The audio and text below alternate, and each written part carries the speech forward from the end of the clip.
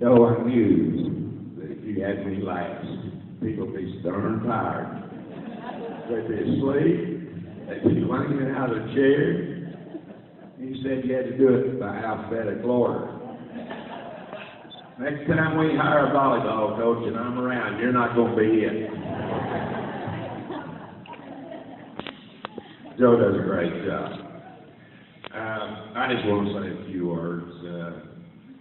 First of all, I want to thank the Ed Foundation. Boy, they do a lot of work up there. It was trying to get you to get on the ship, get on the boat. You can't believe the amount of scholarships money goes to for the ship. They buy supplies for teachers, and they do so many things, and we have a lot of people that make pretty big donations to so much of it. But I want to thank the Ed Foundation. I want to thank my cousin Jerry McConnell for blowing my introduction out of proportion. Anyway, he and I go way back, and I was certainly glad to see him going to be the one that introduced me. It's really an honor, and it makes you humble. It really does. Especially to share this thing with Larry Joe, which I knew as a student, a very bright student. I knew as coach. You want me to tell that story? When he first started coaching, I told Barb I'd cut out the story, but I won't let him tell this anyway. He was coaching over at Harvard, I was coaching over here. We were having a game. I had an extremely, wasn't necessarily like I guess I ever coached. But he had months, and they told me that he could only play a little bit. He told me that. But anyway, we were playing over at Harvard, and I put him in the game. First quarter, man, he popped 170 yards.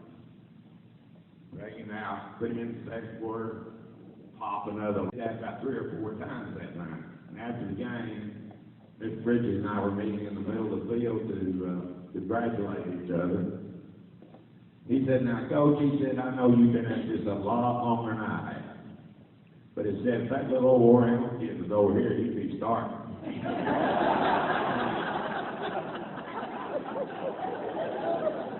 True story. But I knew Larry as a teacher, coach. We studied. He was a great administrator. He got me some of my best evaluations everybody. And I did tell him and Coach Steve that we were going casual at that time. I don't know who we had there speaking, but they know we had 2 coaches that were pretty poor.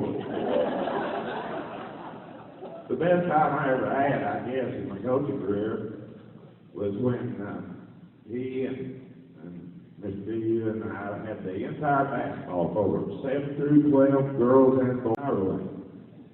But we had more fun, and we got serious sometimes. But anyway, Dr. Burgess and I go back to the way he was cutting hair down at the barber shop when he was in high school. And we've had some great times. We rode on that mounted patrol. Jerry, you kind of messed that story up about the mounted patrol running those drills with the lights out. We had torches. We had torches. We had some rings. We rode Springdale, Fort Smith Rodeo, Hodo, and I don't know what all. And we had a lot of good times. We really, really did. I worked for James for several summers.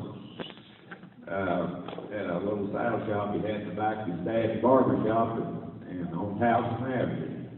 Good time. Went with him on a couple of horse projects that didn't turn out too good. But we still had some audition once at graduation exercise. I got up there and did the best I could. Couldn't think of much good to say about him, but did the best I could on him. And but we've we've been lifelong friends, except voting. On a national basis, he and I have never voted together. On local races, buddy, we pile on. We get together. We've never had a cross word, not one cross word. I think that he's wrong. But anyway, enough about my fellow inductees. But very quickly, I want to say that when I was coaching ball, when it got to the fourth quarter, I was trying to figure out how in the world it got in that shape, whether it's behind or whether it's ahead. And kind of doing that right now in life, trying to figure out how I got to this point. And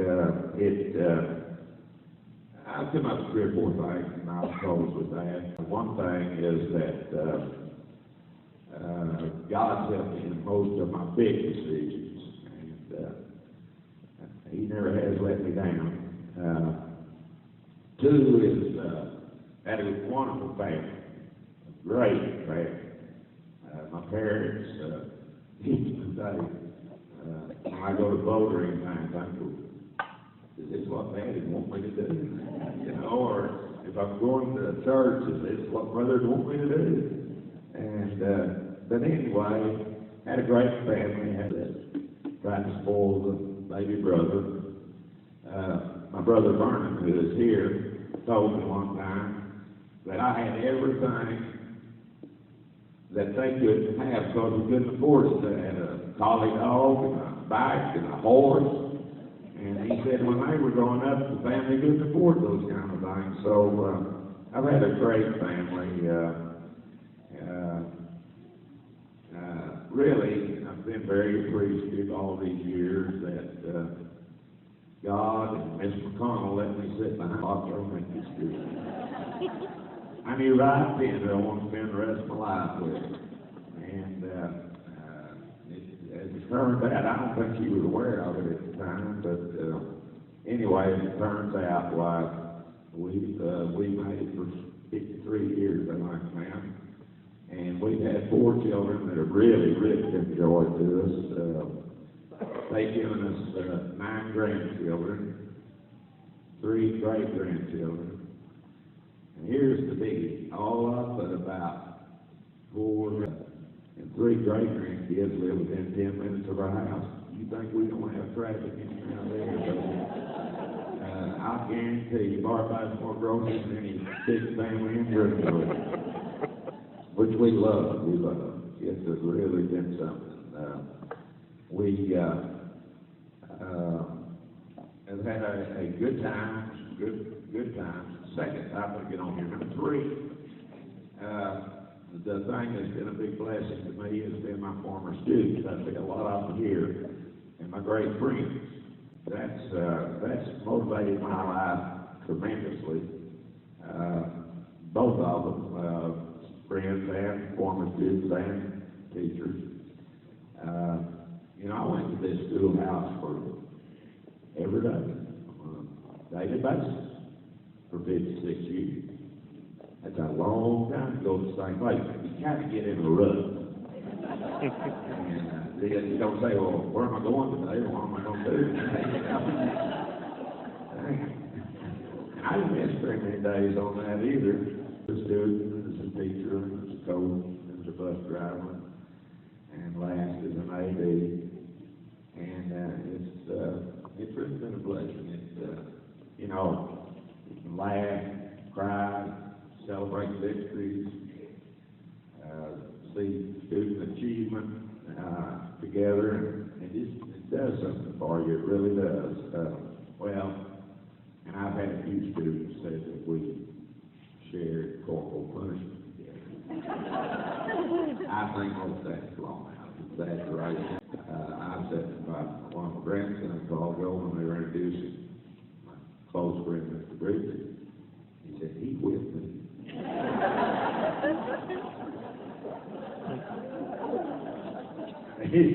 I told him about his thanks that they bring that out. But anyway, the last thing that's played a big part in my life is my fellow teachers and my good friends. They're the ones that lift me up when I stay on. We're doing the things that were right. My friends and a couple of friends that we've been friends with for 50 years made that train ride last. Was that this one, all the way to Winslow, Arkansas, and back. A friend that I double dated with 55 years ago. We still double date about once a week. We go out and eat, or we go to, we don't get me in there anymore, but Bob and Mark and myself, we double dated way before we were married. And we're still doing it today, 55 years later. But anyway, to close out, since James took so much time, I've received a bushel basket load of cards lately, and phone calls, prayers, all those things. Hardly a day goes by. We've had some say that today. Hey, Tim. Well, I've had enough of that I know one thing. I won't ever be alone. I'll always have somebody around. And Thanksgiving, to have a plaque with your picture on it, right? Hanging in the old study hall. Where I got in so much trouble. But a plaque hanging in that stuff, I don't miss hanging that up. I know she will. But, to get that plaque up there and get it on that Watts Administration Building now, trying to get Dr. Johnson, she wanted me to substitute me. I said, Wilson, that classroom back, that's where our office is. She never has called me. Oh, man. But anyway, it's good to get your name up there on the board. I don't know how much but it's good to get your name up there on the board. And classmates, friends, teachers, alumni, everybody, I'm doing okay.